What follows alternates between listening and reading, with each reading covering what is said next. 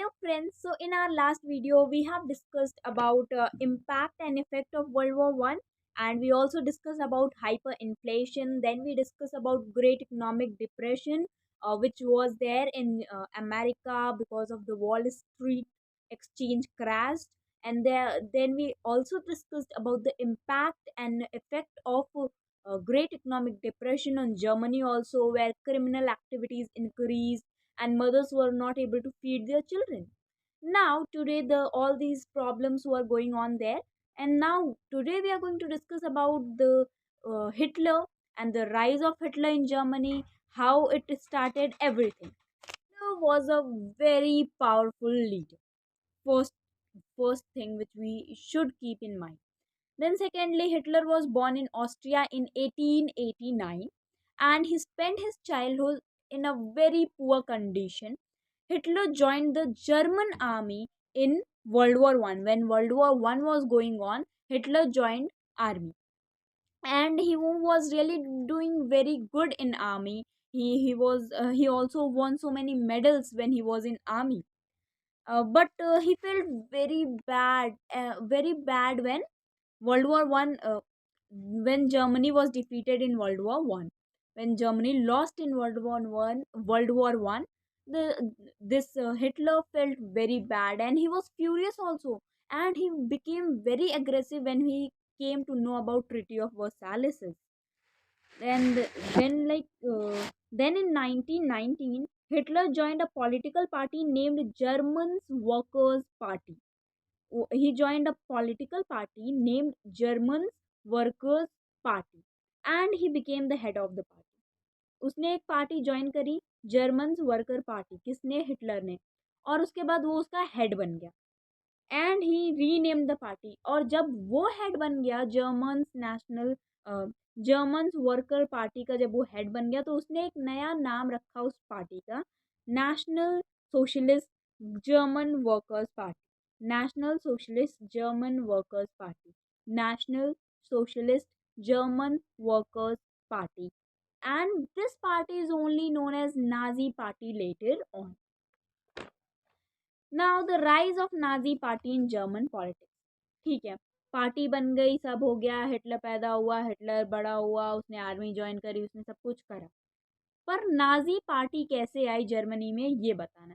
तो the thing is कि अब मतलब ये सब हुआ, ग्रेट इकोनॉमिक डिप्रेशन हुआ, इतने सारी प्रॉब्लम्स आई, तो जो अब जर्मनी के लोग थे वो बिल्कुल ही वेइमर रिपब्लिक को बुरी तरह से हेट करते थे, क्योंकि वो बिल्कुल एक्सेप्ट ही नहीं कर रहे थे कि हाँ यार ये लोग कुछ कर सकते हैं, क्योंकि इतनी इतनी बुरी कंडीशन थी जर्मनी की। इसलिए they really wanted elections and everything.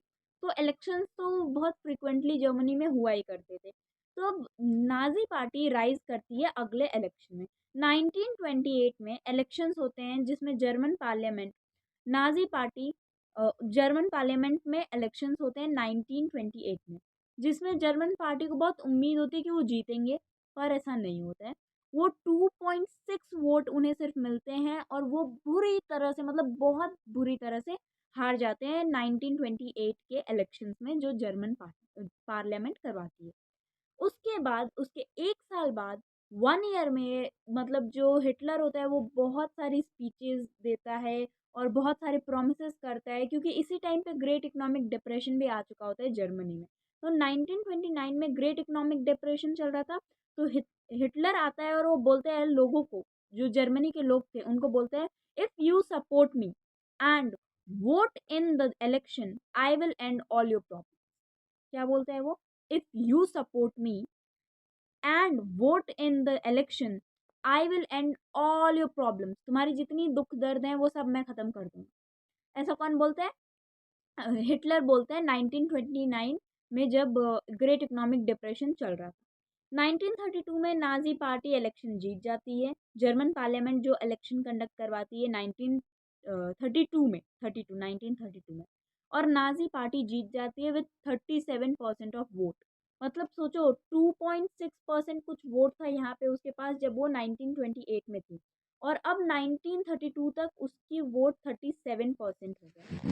इसकी वजह से उनके पास कुछ नहीं था, कुछ वो कुछ कर नहीं रहे थे, वो ना किसी को पैसे दे रहे थे, ना कुछ कर रहे थे। वो बस हिटलर था जो कि वादे करे जा रहा था, प्रोमिसेस करे जा रहा था। वो बोल रहा था कि अगर तुम मेरे को वोट दो तो मैं तुम्हें सपोर्ट करूँगा, अगर तुम मुझे सपोर्ट करोगे मैं तुम्हें सपोर्ट करूँगा, मैं फॉरेनर्स को भगा दूँगा, मैं कोई भी फालतू चीज़ अपने कंट्री में नहीं होने दूँगा, मैं तुम लोगों को बचा लूँगा, तुम्हारी ज़िंदगी के हर दुःख दर्द को मैं ख़त्म कर दूँगा।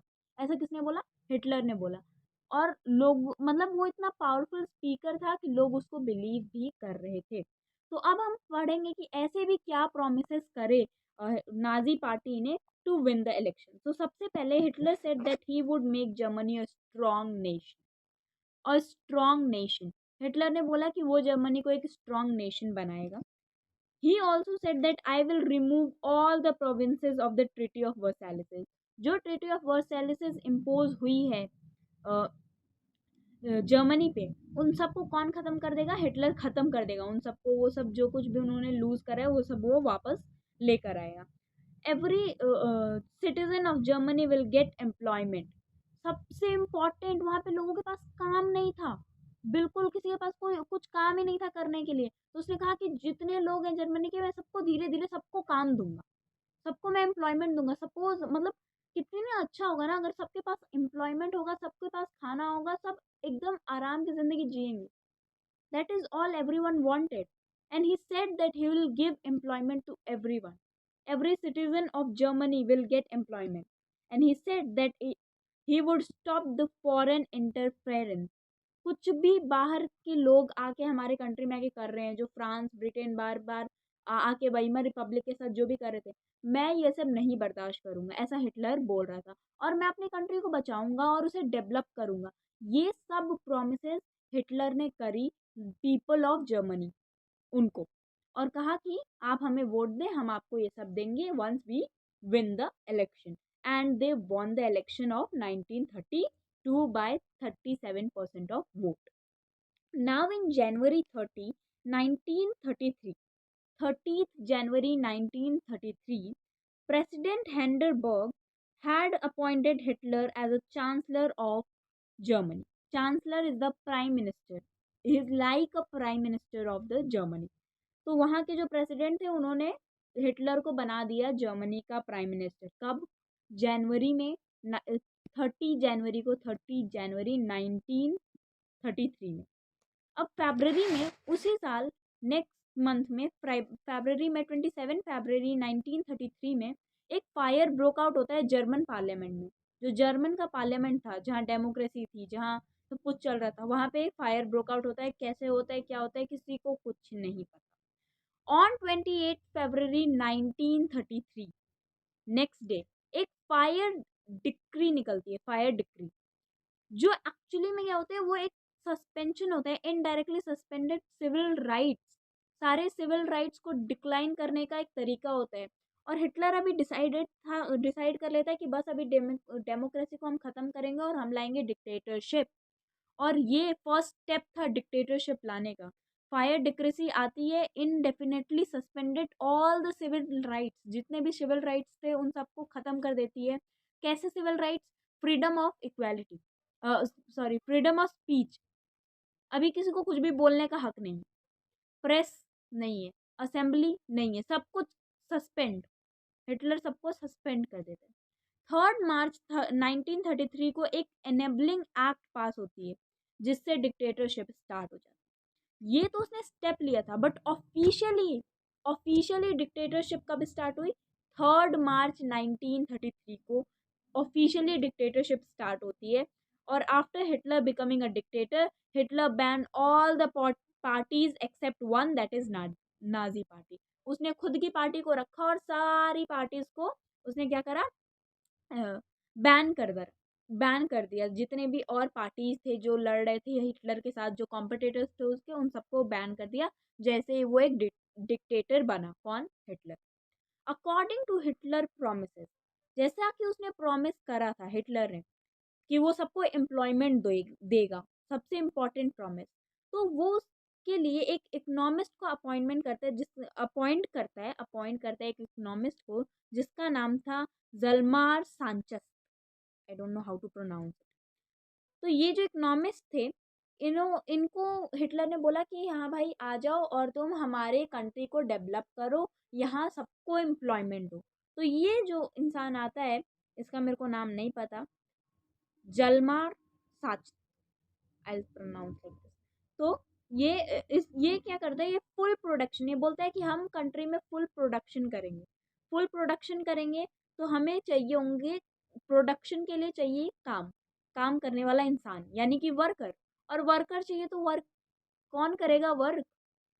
Humans will work, so full employment. So his simple purpose is full production, and we will have workers, and workers will work for, and the full employment will be given to them.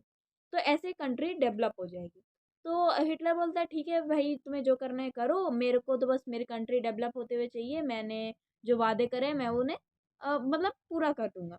तो वो बोलता है ठीक है, तुम हमें fund दो ताकि हम प्रोडक्शन स्टार्ट करें। तो जो हिटलर का है, मतलब जो अब गवर्नमेंट है, वो फंड देती है प्रोडक्शन को इंक्रीज करने के लिए। Now Hitler made many changes inside the foreign policy. अब यहाँ पे धीरे धीरे डेवलपमेंट चालू हुई, धीरे धीरे प्रोडक्शन स्टार्ट हुआ, वर्कर्स आए, एम्प्लॉयमेंट मिलने शुरू हो रहा था। दूसरी साइड में हिटलर क्या करता है, ये तो इकोनॉमिस्ट को दे दिया कि हाँ इकोनॉमिस्ट करे ये सब संभाले। हिटलर क्या कर रहा था, वो चेंजेस कर रहा था फॉरेन पॉलिसी में। In 1933 Hitler withdraw Germany from league of nations, league of nation से उन्हें विड्रॉ कर लेता है। इन 1936 3 साल बाद हिटलर री ऑक्युपाइड द रायलैंड, रायलैंड वो जगह जो फ्रांस ने ऑक्युपाई कर ली थी, तो एक रिसोर्स रिच जगह ट्रीटी ऑफ वर्सैलिस के टाइम पे, वो अब हिटलर वापस उनसे छीन कर ले आता है फ्रांस से। In 1938, Hitler integrated Austria and Germany under slogan "One people, one empire and one leader." वो अब ऑस्ट्रिया को भी जर्मनी का पार्ट बना देता है और वो बोलता है कि one people, one empire and one leader. इस स्लोगन के थ्रू वो जर्मनी और ऑस्ट्रिया को मिक्स कर देता है। कौन? हिटलर। कब? 1938 में। कब? 1938। और अब one people, one empire and one leader के बाद हिटलर क्या करते हैं, हिटलर अब धीरे धीरे वॉर स्टार्ट करते हैं। वो धीरे धीरे जगहों को और कैप्चर करने लगता है। पहले तो उसने रायलैंड वापस ले लिया, उसके बाद उसने ऑस्ट्रिया और जर्मनी को एक कर दिया स्लोगन के थ्रू। अब वो क्या करेगा, हिटलर कैप्चर करता है एक जगह जो जर्मन स्पीकिंग प्लेस होती है, जर्मन स्पीकिंग जहाँ के लोग जर्मनी में बात करते हैं, सुटैन लैंड। सुटैन लैंड को वो कैप्चर कर लेता है हिटलर। तो अब जो हमने स्टार्टिंग में अभी पढ़ा था कि एक इकोनॉमिस्ट था, वो इकोनॉमिस्ट आता है, वो एक अच्छा एडवाइज़र भी होता है।